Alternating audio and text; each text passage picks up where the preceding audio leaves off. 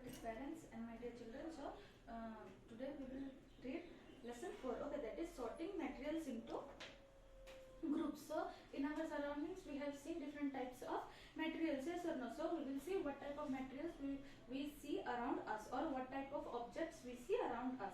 So we have seen that our food and clothes have so much variety in them. So we don't eat one type of food, yes or no? Or we don't wear one type of clothes only. There are so many types of food and clothes also. So not just food and clothes, there is such a vast variety of objects everywhere, yes or no? So we only don't see food or clothes only. There are so many things in our surroundings. We see so many objects. Okay, we see around us a chair, a bullock cart, a cycle, cooking utensils, books, clothes, toys, water, stones, and many other objects.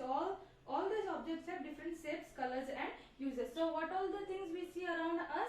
There are, means I have read some objects, yes or no? And there are more than this also, and these objects have different shapes, size, and color, and it comes in different uses also. So look around and identify objects that are round in shape. Our list may include a rubber ball, a football, and a glass marble. So round things are like rubber ball, football, and glass marbles. Okay. If we include objects that are nearly around, our list would also include objects like apples, orange, and other peaches, that is gada. Okay, so when we will means list out the round objects, then not only the rubber ball, football, or glass marble, but apples, orange, and the pitcher also will come. Okay, so we were looking for objects that are edible, means the things that we eat. We might include all the items that we have listed in chapter 1. Okay, so we might also find that some of those round objects, round shaped objects we just listed out are also in this group. So let us see, we wish to make a group of objects that are made of plastics. Okay, we will see now what all the objects that are made of plastics. So buckets, lunch boxes, toys, water containers, pipes, and many such objects may find a place in this group. So in this group, what we will see? All these buckets, lunchbox, pipes, toys, water containers. Okay, buckets like things we get it in plastic forms only, yes or no? So there are so many ways to group objects. So not only edible and plastics, but there is so many ways where we can group the objects. Okay. In the above example, we have grouped objects on the basis of their shape or the material that are made from. So here means how these two plastics and edible group we had made through the what? Shape and what they are made of. Yes or no? So all objects around us made of one or more material. This material may be glass, metal, plastics, wood, cotton, paper, mud, or soil. So all objects around us are made up of not only one material but one or more materials also. Okay, like glass, plastics, metals, wood, paper. Okay. So in activity 1, what we will do? We will collect some objects, okay, and we will see what that objects are made up of. See here in table 4.1 it is given, no, the objects is plate, that is thali, okay, and materials that are made up of in our house. What type of plates we will see? We may see steel plates, glass plates, and plastic plates also, yes or no? And pen also, we can see the metal pen also and plastic pens also. Okay, so like this you will collect so many objects. Okay, what you see in your surrounding, and you can see what the material is made up of. Okay, then next is activity 2. So in table 4.2 you will see different types of objects that are made from the same material. So different type of objects that are made from the same material. For example, here it is given material is wood. What we will see in our house? Chair, table, plow, bullock cart and its wheel. Bullock cart you have seen outside. Then chair, table, so many things we find. Our bed also is made up of wood. Okay, next is paper. Paper, books, notebook, yes or no, newspaper, some toys, calendar. These all things are coming from the paper only. So these are the different objects, but it is made up of one same material, that is paper.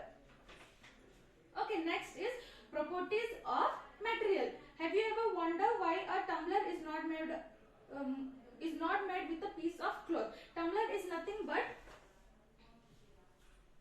a glass, okay, which don't have a handle, whose handle will not be there, no, that is known as tumbler. Okay. So for example, in the lab also you will see the beaker, yes or no, that is one type of tumbler. So recall our experiment with piece of cloth. In chapter 3 we have done one experiment, okay, that is with a piece of cloth. What if we put water in the piece of cloth, it will hold? No, it will go down, yes or no? So also keep in mind that we generally use a tumbler to keep a liquid. I told you now only what we will do in glass, what we will keep? We will keep the liquid or the water form, yes or no? So therefore, would it not be silly if we were to make a tumbler out of cloth? It will be very foolish of us, yes or no? If we will make a glass with a cloth. So what we need for a tumbler is glass, plastic, metal or other such materials that will hold water. So what the tumbler should be made up of? It should be made up of glass, plastic, metal or any other substance which hold water. Okay, similarly it would not be wise to use paper like material for cooking vessels. So same like that only. If the tumbler is made up of glass, plastic or steel, then similarly we cannot use our cooking utensils that is made up of paper. Okay, what if the cooking utensils will be made up of paper, then it will burn, yes or no, and the food will not be there, or the paper will also not hold water. So we see then that we choose a material to make an object depending on its properties and the purpose for which the object is to be used. So we see the uses and the material of the objects, okay, which we will use. For example, we will use the wooden pots for our cooking. No, we will go for some metal, yes or no, to make the cooking utensils and cook on it. So what are the properties of materials that would be important for the users? Some properties are discussed here. So first one is the appearance. Okay, if we are using, okay, so one type of material, we will first see the appearance. So materials usually look different from each other, yes or no? Wood will be different from plastic, plastic will be different from metals. Appearance will also, how we look, the look is also different, yes or no? So wood look very different from iron. Iron appears different from copper and aluminium. At the same time, there may be some similar properties between iron, copper and aluminium that are not in wood. So here wood is different from iron and iron is different from copper or aluminium. At the same time, some similar properties are there between iron, copper and aluminium. What are they? They are the metals, okay, and they are different from wood. So in activity 3, we will see collect some piece of different materials, paper, cardboard, wood, copper, wire, aluminium, sheets, chalk. Do any of these appear shiny? So we will collect what? Paper, cardboard, wood, copper, wire, aluminium sheet, chalk, and we will see that all these materials are shining or not. What we will see? Some metals are shining and some some objects are shining and some objects are not shining. For example, the wood will not shine, yes or no, but the aluminium sheet, copper wire, it will shine. Paper will also not shine. Cardboard also it will not shine. So separate the shiny parts into one group and non-shiny part into another group. Now observe as the teacher cuts each. So while doing the experiment, no, if I will cut, okay, for example, chalk also we will see, yes or no. If I will break the chalk, then you will see the shiny parts. No, but if you will break any metal parts, okay, like iron, copper or aluminium, if you will break it, then you can see some shiny parts inside. So materials that have such luster are usually metals. Okay, before only I told you, no, the luster means that shiny part. Okay, which materials have that have only metals? Okay, metals like iron, copper, aluminium, gold are example of metals. Some metals often lose their shine and appear dull. So after some time, the metals will also lose their shine. They will not be so shiny and they will look very dull. Why? Because the action of air and moisture on them. So it will rust, yes or no? Metal will rust. So how? Because of the some water or moisture or air, it will come contact with the metal, then it will rust and it will look dull. We therefore notice the luster only on the freshly cut surface when you visit an ironsmith. So like that, if any rust is there, any rust iron piece is there, now you will see that the piece is looking very dull. But if you will look inside, if you will break, then you will see the shiny part inside. Okay. So next is the hardness. When you press different materials with your hand, some of them may be hard to compress while others can be easily compressed. Compress means to press. Okay. So when you will press some materials, the soft part, what it will be? It will go inside, but some materials cannot be compressed. Okay, try a metal key and try to scratch with it. A surface of a piece of wood, aluminium, a piece of stone, and a nail, candle, chalk, any other materials or objects. So you will take a metal key, okay, and try to scratch on what? On the surface of any wood, aluminium, stone, or chalk, anything, candle. Okay, you can easily scratch some materials. So candles, chalk, we can scratch very easily, but some aluminium we cannot, or some metal things we cannot scratch easily, or wood also. Okay, while some cannot be scratched so easily. So materials can be compressed or scratched easily are called soft. Okay, so the materials which can be compressed, okay, means that can be pressed or it can be scratched, that type of materials or that type of objects are known as these type of materials are called soft. Okay, while some other materials which are difficult to compress are called hard. So the other materials which cannot be compressed are called hard. Okay, for example is cotton or sponge is soft while iron is hard. So cotton and sponge, what, it is very hard, we can compress it, yes or no? But iron we cannot compress. So iron is hard and copper or sponge is soft.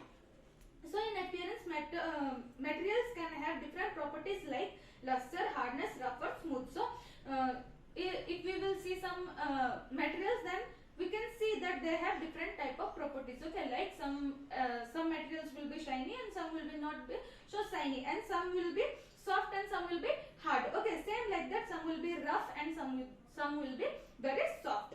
Okay, so next is soluble or insoluble. So in activity 4, here 2 beakers are taken. Okay, here 2 beakers are taken, and in one beaker means in the middle, up to middle. Okay,